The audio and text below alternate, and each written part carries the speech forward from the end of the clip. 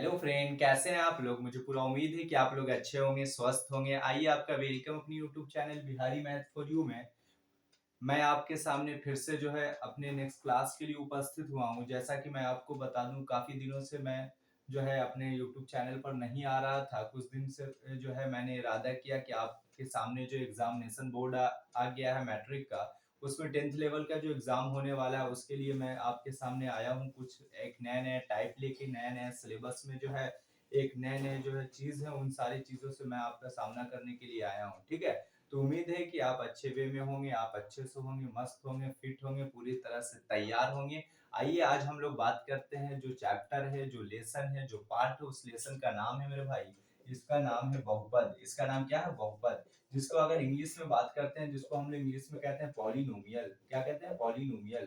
ठीक है, यह बहुपद होता क्या है इसके बारे में पूरा हम बताएंगे, डीपली वे में बताएंगे। इसके बहुपद को हम लोग कैसे पहचानते हैं, बहुपद के कितने प्रकार होते हैं, आपके 10th क्लास में बहुपद का लेवल क्या होता है, कितना तक हम लोगों को बहुपद पढ़ना है, वो सारी चीजों के बारे में चर्चा करेंगे। आप पूरे अच्छे वे में, एक अच्छे से मूड में आप तैयार हो जाइए, फिट हो जाइए, पूरी एनर्जी के साथ आप मेरे साथ बने रहें। ठीक है, तो चलिए अब हम स्टार्ट करते हैं जिसका नाम बहुपद है। यदि मेरे चैनल को आपने लाइक, सब्सक्राइब और शेयर नहीं किया तो वो सारे काम को कर दें, ताकि मैं पूरी तरह से एनर्जी हो सकूं और एक आपको एक अच्छा कंटेंट इस चैप्टर से दूं। ठीक है मेरे भाई, चलिए अब हम लोग तैयार होते हैं। जिस चैप्टर को पढ़ने जा रहे हैं वह चैप्टर का नाम है पॉलिनोमियल, जिसको हम लोग बहुपद कहते हैं। आपके 10th क्लास में यह चैप्टर एग्जाम की दृष्टि से काफी इंपॉर्टेंट है। आपको मालूम होना चाहिए यह चैप्टर से एग्जाम में क्वेश्चन आने के चांसेस बने रहते हैं हमेशा। ठीक है, तो इसमें क्या होता है कि बहुपद होता क्या है इसके बारे में हम लोग पढ़ेंगे। बहुपद में कौन कौन सा पार्ट है, कौन कौन सा वर्ड है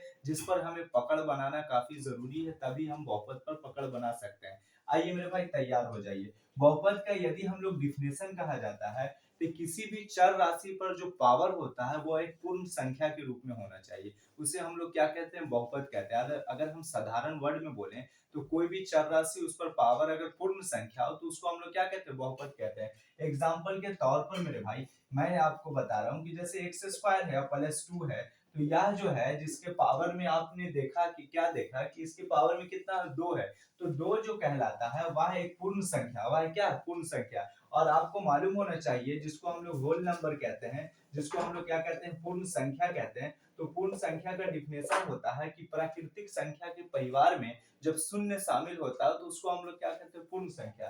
अब जैसे प्राकृतिक संख्या यानी काउंटिंग नंबर जो होता है, गिनती की जो संख्या होती है, उसको हम लोग क्या कहते हैं? प्राकृतिक संख्या, जिसको हम लोग नेचुरल नंबर कहते हैं। तो 1 2 3 4 इस तरह से होता है, dot dot up to infinity होता है, बहुत सारे होते हैं नंबर, उसे हम लोग काउंट करना मुश्किल है।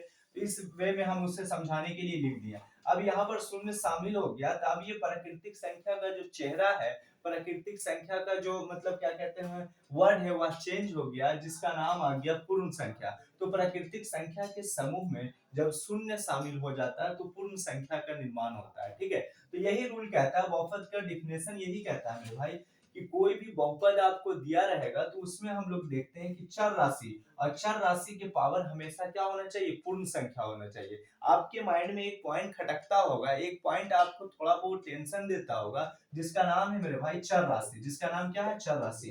तो आपको मालूम होना चाहिए कि चर राशि जो होता है इसको हम लोग क्या कहते हैं? चर राशि का मतलब क्या होता है और एक अचर राशि का मतलब होता है। ठीक है, वो सारी चीज को बता, जिसको हम लोग वेरिएबल कहते हैं। जैसे अगर आपसे पूछ दे कि चर राशि क्या होता है और अचर राशि क्या होता है, तो उसके बारे में मैं बताने जा रहा हूँ, जिसको हम लोग वेरिएबल के नाम से जानते हैं। क्या कहते हैं? वेरिएबल। ठीक है, तो वेरिएबल होता है और एक होता है मेरे भाई जिसको हम लोग कहते हैं अचर राशि। एक क्या कहते हैं? अचर राशि। तो चर और अचर में क्या डिफरेंट होता है, ये चीज को मैं आपके सामने बताने जा रहा हूँ। चर राशि वैसा राशि कहा जाता है जिसका मान बदलते रहता है, कुछ भी हो सकता है, और उस जगह पर हम लोग बहुपद में नॉर्मली एक्स के रूप में डिनोट किया जाता है। बात समझ में आया? या वाई के रूप में हो सकता है, या ए के रूप में हो सकता है, या अल्फा और बीटा के रूप में हो सकता है। इतनी बात तो समझ में आ गया।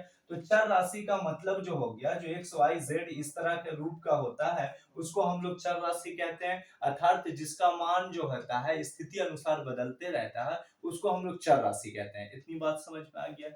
आगे देखते हैं मेरे भाई कि अचर राशि क्या होता है। तो याद होना चाहिए कि अचर राशि का मतलब हो गया कि जिसका मान जो होता है, जिसका मान हमेशा स्थिर रहता है, कांस्टेंट जो रहता है, जिसका मान कभी भी नहीं बदलता है। एग्जाम्पल के तौर पर मान लिया अगर 5 है तो ये हमेशा 5 ही रहेगा, ठीक है। अगर 5 का मान कभी नहीं बदलेगा, जो 5 है वो 5 ही रहेगा। एग्जाम्पल के तौर पर 2 हो गया, 3 हो गया, जितना भी काउंटिंग नंबर है वो सब अचर के रूप में आता है। इतनी बात समझ गया आ गया।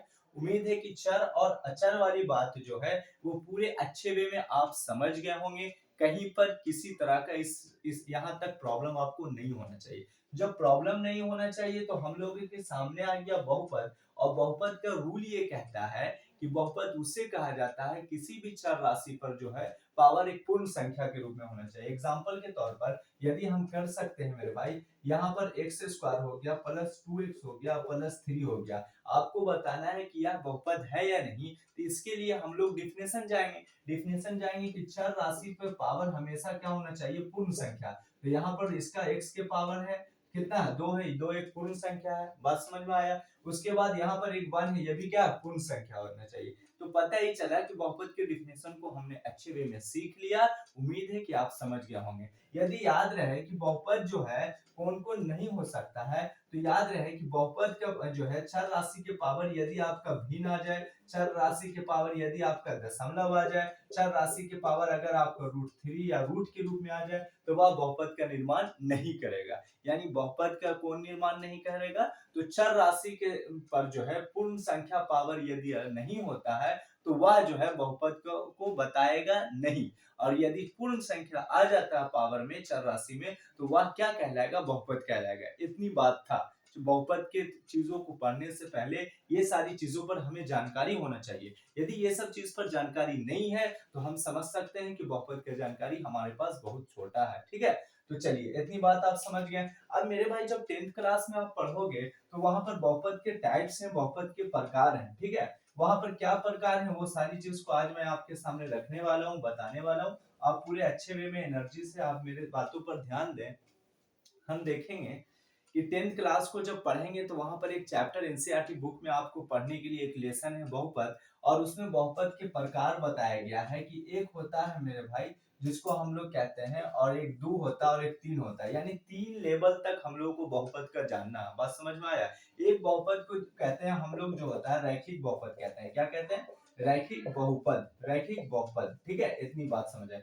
दूसरे को कहते हैं मेरे भाई जिसको हम लोग कहते हैं द्विघात बहुपद। क्या कहते हैं, द्विघात बहुपद। इतनी बात समझ में आया।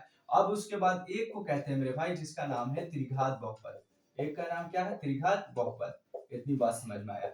अब ये रैखिक बहुपद क्या होता है, द्विघात बहुपद क्या होता है, त्रिघात बहुपद क्या होता है, अब मैं काफी मतलब आसानी वे में समझाते के साथ अब क्लास को आगे की ओर बढ़ा रहे हैं, चैप्टर के अंदर एंट्री मारने वाले हैं। और उस एंट्री से पहले जो जो चीज होता है, सबसे पहले जो होता है उसमें क्या क्या मुझे जानकारी होना चाहिए, जिसके सहायता से हम आंसर तक पहुंचेंगे, जिसके सहायता से हम बहुपद वाले चैप्टर को फिनिश करेंगे, तो उसके टेलर को देखने जा रहे हैं, ठीक है। आप उम्मीद है कि आप मेरे साथ बने होंगे, मेरे से दूर नहीं होंगे, और मेरी बातों को आप समझेंगे। आप मेरी बात को जितना भी बेसिक मैं बता रहा हूँ मेरे प्यारे भाई बहन, आप बिल्कुल पूरी तरह से माइंड को स्थिर करके समझिए। आज के क्लास में आपको बहुपद बहुत छोटा दिखेगा। तो बहुपद, रैखिक बहुपद का सामान्यता होता है ax प्लस बी। रैखिक बहुपद का समानता एक व्यापक रूप होता है, जनरल फॉर्मूला कहते हैं, साधारण सूत्र होता है ax प्लस बी। जहां मेरे भाई क्या होता है, आगे कहता है रूल कि x is not equal to 0। x is not equal to 0 का मतलब कि यदि x बराबर अगर 0 हो गया x का मान, तो वहां पर पूरा फंक्शन को ये मतलब क्या कहते हैं, बेकार कर देगा, यानी रैखिक बहुपद वाले सीरीज नहीं कहलाएगा। बात समझ में आया। इसीलिए हम लोग x बराबर 0 कहते हैं। मान लेते हैं सपोज कैसे होगा, यदि a गुना 0 करते हैं तो ये प्लस बी, तो a गुना 0 ये 0 प्लस बी, तो 0 प्लस बी जो है किसी तरह का कोई बहुपद का पार्ट नहीं है। तो हम कह सकते हैं कि x is not equal to 0 का मतलब वही हुआ कि यहाँ पर हर हाल में 0 नहीं होने चाहिए। आगे देखते हैं मेरे भाई जिसको कहते हैं द्विघात बहुपद। इसके लिए समानता सूत्र होता है x square plus b x plus c. क्या मैंने बोला, द्विघात बहुपद, इसके लिए सूत्र होता है x square plus b x plus c. यहाँ पर भी जो है x बराबर नॉट इक्वल टू 0, यानी x का वैल्यू 0 नहीं होना चाहता है। ठीक है। आगे देखते हैं इसका सूत्र त्रिघात के लिए फॉर्मूला होता है ए एक सूत्र होता है, इसका व्यापक रूप होता है a x cube plus b x square plus c x होता है और प्लस डी होता है। बात समझ में आया। इसका सूत्र को काफी आसानी वे में आप लिख सकते हैं, कोई भी यहाँ तक आप भी अगर चाह जाएंगे पढ़ाना तो बिल्कुल आसान है, बशर्ते कि आपको तरीका मालूम होना चाहिए। हम क्या करें, इसका सूत्र रैखिक बहुपद का फॉर्मूला होता है एक्स प्लस बी, जहां x is not equal to 0। अब अगर बात करते हैं द्विघात बहुपद, तो इसका व्यापक रूप होता है, जनरल फॉर्मूला होता है x square plus b x plus c, जहां x is not equal to 0। अब उसके बाद अगर बोलते हैं x cube plus b x square plus c x plus d, यहाँ पर क्या, यहाँ पर भी x बराबर नॉट इक्वल टू 0 हो गया। इतनी बात समझ में आ गया। अब देखो इसका सूत्र के लिए कोई दो घात हो गया तो द्विघात कहते हैं, त्रिघात हो गया तो तीन घात होते हैं। बात समझ में आया। जितना घात होगा, जितना द्विघात अगर बहुपद बोलेगा तो उसका मैक्सिमम घातों की संख्या होगा, चर राशि पर जो पावर होगा मेरे भाई 2 होगा। त्रिघात बोलेगा तो उसमें चर राशि पर पावर कितना होगा, 3 होगा। बात समझ में आया। इस तरह से हम समझ सकते हैं कि वो कौन सी कैटेगरी का बहुपद है, कौन से लाइन में वो खड़े रहेंगे। ठीक है। तो अब देखो, अब आगे चल के हम लोगों को इसी पर आधारित पूरे चैप्टर को पढ़ना है कि इसमें क्या क्या इंपॉर्टेंट फैक्ट है, क्या क्या सारी चीजें, इसी चीज को हम लोग जानकारी लेते हैं। ठीक है। इतना तक के लिए तो आप लोग पूरे अच्छे वे में इसका स्क्रीनशॉट ले लें, ताकि आपको किसी तरह से बहुपद में कोई टेंशन ना हो। यदि डिफिनेशन की बात करते हैं तो बहुपद का डिफिनेशन कहता है कि चर राशि का पावर हमेशा पूर्ण संख्या होता है, उसको हम लोग बहुपद कहते हैं। यदि हम कह सकते हैं कि बहुपद का डिफिनेशन होता है कि चर राशि के पावर जो है हमेशा पूर्ण संख्या हो, उसे हम लोग क्या कहते हैं, बहुपद कहते हैं। ये चर राशि की पावर हमेशा क्या होना चाहिए, पूर्ण संख्या है। एग्जांपल के तौर पे एक्स स्क्वायर प्लस जो होता है 2x प्लस 2, ये कर देंगे x square plus 2x plus 2। कभी भी आप ऐसा नहीं करना गलती से x square plus 2x plus 2 बराबर 0। यदि आप x square plus 2x plus 2 बराबर 0 करते हैं तो फिर ये बहुपद के श्रेणी से हट जाएगा और यहाँ पर इसका नाम बन जाएगा समीकरण। इसका नाम क्या बन जाएगा, समीकरण। क्योंकि बराबर के पार्ट में जब 0 आता है तो वहां पर इसका रूप बदल के वो समीकरण वाले पार्ट में चल जाता है। ठीक है। लेकिन बहुपद में हमेशा जो होता है वो बराबर नहीं होना चाहिए, और नहीं बराबर के बाद 0 होना चाहिए। इतनी बात को आप ध्यान में रखेंगे। इतनी बात समझ में आ गया। अब बहुपद जब आप पढ़ोगे तो कुछ कुछ ऐसा, जैसे चर राशि को पढ़ना पड़ेगा, चर को पढ़ना पड़ेगा। साथ ही साथ आपको मैं बता देना चाहता हूँ कि वहां पर एक पार्ट आता है जिसको हम लोग शून्यक कहते हैं। जिसको क्या कहते हैं, शून्यक। शून्यक बहुत आसान सा तरीका है, शून्यक को कैसे जानकारी लेंगे, शून्यक को कैसे बनाएंगे, ये सब चीजों के बारे में मैं बता रहा हूँ। शून्यक ये कहता है, जैसे आपने 9th क्लास में पढ़ा था मेरे भाई, क्या पढ़ा था कि किसी भी चीज का यदि हम लोग मान लिया जाए कि जैसे एक्स स्क्वायर है, ठीक है, अब प्लस 7x है, अब प्लस जो है मान लिया यहाँ पर 10 है, ये कोई बहुपद दे रखा है। ठीक है। इसमें पहचानेंगे कि ये कौन सा बहुपद का लाइन है, तो आपके सामने मैक्सिमम घातों की संख्या 2 है, तो हम कह देंगे कि इस बहुपद का नाम है द्विघात बहुपद। इसका नाम क्या है, द्विघात बहुपद है। ठीक है, द्विघात बहुपद। अब यहाँ पर इसको क्या करें, इसके शून्यक को ज्ञात करते हैं। तो शून्यक याद रहे, जितना भी शून्यक ज्ञात करिएगा तो उसके घातों की संख्या के बराबर होना चाहिए। ठीक है। यदि इसमें मैक्सिमम घात 2 है तो इस पूरे बहुपद का जो आपके पास शून्यक आ गया, कितना आ गया, 2 आ गया। यदि घातों की संख्या कोई बहुपद का 3 है तो वहां पर चर राशि के पावर 3 है, तो वहां पर कितना शून्यक निकलेगा, 3 शून्यक निकलेगा। और शून्यक को आगे चल के मैं बताऊंगा अल्फा बीटा से डिनोट किया जाता है। अल्फा, ये 2 शून्यक है तो अल्फा और बीटा के नाम से जानते हैं, और 3 शून्यक अल्फा बीटा और गामा के नाम से जानते हैं। ये सब चीज है जो छोटा छोटा पॉइंट है जो आपको माइंड में सेटअप करना होगा, तभी आप आगे चल के एक अच्छा स्टूडेंट बहुपद में बन सकते हैं। अब यहाँ पर x square plus 7x plus 10 है, तो हम लोगों ने 9th क्लास को थोड़ा सा यदि हम देखें तो याद रखें कि ऐसे कंडीशन में एक गुणनखंड के तौर पर हम लोगों ने पढ़ा था कि ये वाला इससे मल्टीप्लाई होता है, तो मल्टीप्लाई होने के बाद जो होता है मुझे गुना करने पर हर हाल में 10 आना चाहिए। और बीच वाला पार्ट जो 7 है, ये क्या, बीच वाला पार्ट जो 7 है एक ऐसा होना चाहिए, एक प्लस और माइनस के रूप में होना चाहिए, प्लस और माइनस के रूप में होना चाहिए, और ये होना चाहिए गुना के रूप में। ये चीज तो आप जानते हो। तो उसके लिए हम लोग क्या करते हैं कि लास्ट वाला जो होता है उसको हम लोग वैसे स्थिति में, वैसे कंडीशन में तोड़ते हैं जो ये रूल को फॉलो कर रहे हैं। यानी गुना करें तो 10 आ जाए और जोड़ें तो 7 आ जाए। तो उसके लिए आपको मालूम होना चाहिए 10 को हम लोग कर सकते हैं 5 और 2 एक ही स्टेप है। 5 और 2 अगर हम जोड़ते हैं मेरे भाई तो ये हो जाएगा, कितना हो जाएगा, बराबर 7 हो जाएगा। अब 5 और 2 को मल्टीप्लाई करते हैं तो 5 दूनी कितना होगा, ये हो जाएगा 10 हो जाएगा। तो हम कह सकते हैं, लेकिन इसमें प्लस और माइनस का मतलब यह होगा कि यहाँ पर आप देखेंगे कि यह जो है मतलब स्थिति यदि माइनस के रूप में रहता है तो वहां पर हम लोग अलग तरीके से कोई माइनस के चिन्ह बढ़ा लेते हैं, और प्लस में रहता है तो हम लोग प्लस के रूप में लिखते हैं। ठीक है, इतनी बात समझ में आया। तो हम क्या करेंगे यहाँ पर कि 5 और 2 को जब जोड़ा तो 7 आ गया, और 5 दूनी क्या हो गया, 10 हो गया, यानी ये गुणनखंड के रूल को फॉलो कर रहा है। तो वैसे कंडीशन में हम क्या करेंगे, x square plus 5x plus 2x हो जाएगा, प्लस कितना हो जाएगा 10। इतनी बात समझ में आया कि नहीं आया। ये जो 7x को हम जो है इस वे में भी लिख सकते हैं, कहीं पर कोई कंफ्यूजन यहाँ तक नहीं होना चाहिए। यानी इतना बराबर इतना लिखो या इतना बराबर इतना लिखो, बातें सेम सेम, किसी तरह कोई चेंज नहीं। जब इतना हो गया तो अब देखते हैं कि ये पद और ये टर्म दोनों में कुछ भी डिजिट में कॉमन तो नहीं दिख रहा है, यानी 5 के रूप में कोई कॉमन नहीं है। लेकिन जब हम चर राशि में देखेंगे तो इसमें 2 है, इसमें 1 है, तो एक कॉमन, तो x प्लस 5 हो गया, इतना हो गया। इसमें देख रहे हैं डिजिट के रूप में कॉमन है 2, इसमें भी है, तो 2 हमने क्या ले लिया, कॉमन ले लिया। अब x के रूप में तो इसमें नहीं है तो नहीं होगा, x हो गया, ये क्या हो गया 5 हो गया, इतना कर लेंगे। अब ये इसमें और इसमें भी एक कॉमन है, तो क्या कॉमन है, x प्लस 5 हो गया, और इसमें भी क्या कॉमन है, x प्लस 2 हो गया। बात समझ में आया। तो यहाँ पर शून्यक निकालने के लिए स्थिति क्या हम लोगों ने जानते थे कि x प्लस 5 बराबर हो गया 0, तो x का वैल्यू -5।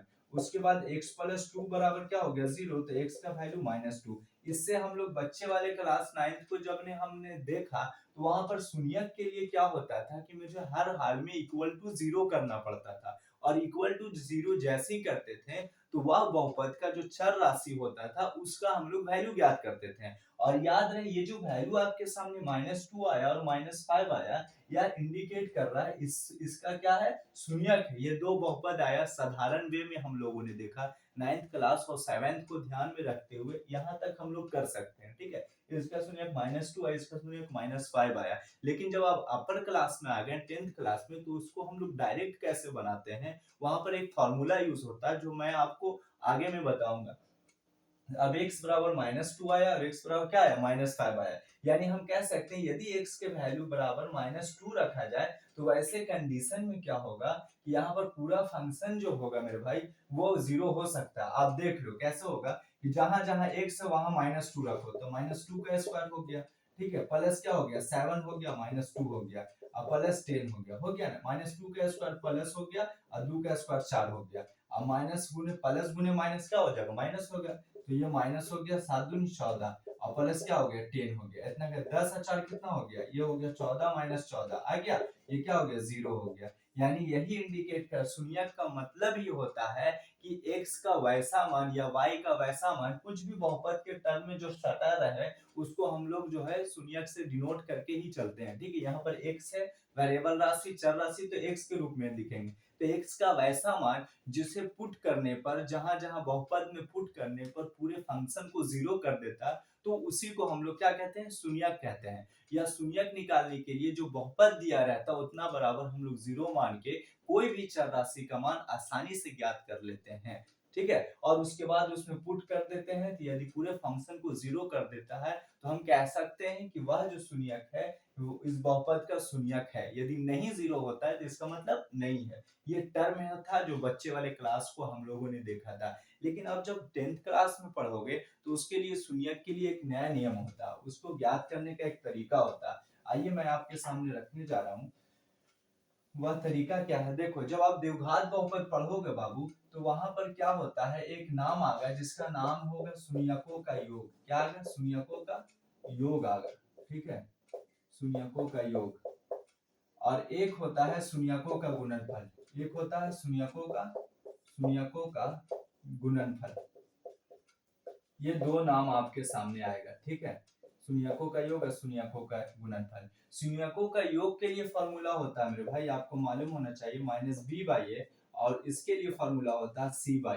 ठीक है, जिसको हम लोग ये कहां से आता है तो याद रहे जब बहुपद द्विघात पढ़ेंगे x² + bx + c जो होता है, तो वहां पर योग का मतलब हो गया कि यहाँ वहीं से ये सब चीज जो आगे द्विघात बहुपद का जो बनाने का सूत्र होता है वहां से ये सब लिया जाता है। जनरली तो हम लोग जानते हैं कि द्विघात बहुपद का जो मतलब नियम होता है, रैखिक जो जो द्विघात बहुपद का सामान्यतः सूत्र होता है तो x square plus b x plus c, ठीक है, ये होता है। इसको हम लोग कहते हैं क्या, एक्स, ये कहते हैं x का गुणांक, इसको हिंदी में इस तरह से लिख सकते हैं x का गुणांक और बटा जो होता है x स्क्वायर का गुणांक, बटा x स्क्वायर का गुणांक होता है, ठीक है, x स्क्वायर का गुणांक। क्योंकि आप देखोगे कि x का ये गुणांक को ही हम लोग b कहते हैं, तो इसीलिए हम लिख सकते हैं हिंदी के वे में, कहीं पर बुक में रहेगा तो आप उससे टेंशन मत लेना, ऐसा भी दोनों नियम सही है। या शॉर्ट वे में माइनस बी बाई ए लिख सकते हैं, हिंदी में x का गुणांक बटा x स्क्वायर का गुणांक। इसमें लिखते हैं अचर पद, c है तो c कौन है, अचर पद,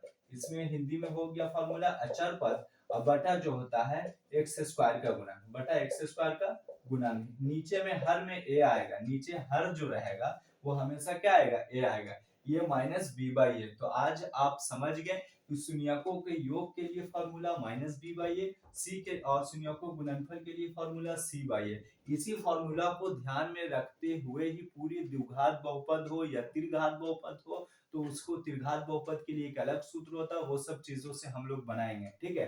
आपको एक चीज बड़ा काम आएगा कि इससे पूछेगा कि द्विघात बहुपद बनाने का सूत्र, द्विघात बहुपद बनाने का सूत्र क्या होता है, बहुपद बनाने का सूत्र, बनाने का सूत्र होता है, ठीक है मेरे भाई, द्विघात बहुपद बनाने का सूत्र तो या मालूम होना चाहिए, एक्स स्क्वायर होता है minus alpha plus beta into x होता है और प्लस अल्फा इंटू बीटा होता है। याद रहे द्विघात बहुपद बनाने का सूत्र होता है x square minus alpha plus beta into x होता है प्लस अल्फा इंटू बीटा। आपको अल्फा बीटा से आप टेंशन नहीं लेंगे, अल्फा का मतलब पहला शून्यक, बीटा का मतलब दूसरा शून्यक, बात समझ में आया, अल्फा का मतलब पहला शून्यक, बीटा का मतलब दूसरा शून्यक, ठीक है। एक्स में ही रहेगा, चौरासी एक्स ही रहेगा, लेकिन वहां पर एक्स के पावर 2 है तो इसका मतलब अल्फा एक शून्यक अल्फा होगा, एक शून्यक बीटा होगा और यहीं से ये लिया गया माइनस बी बाई ये हमेशा के लिए याद करने का, क्योंकि द्विघात बहुपद के लिए सामान्यता जो सूत्र होता है बनाने के लिए x square minus alpha plus beta into x plus alpha into beta, तो ये माइनस बी बाई है, ये एक्स का गुणांक जो अल्फा बीटा योग है, अल्फा और बीटा जो है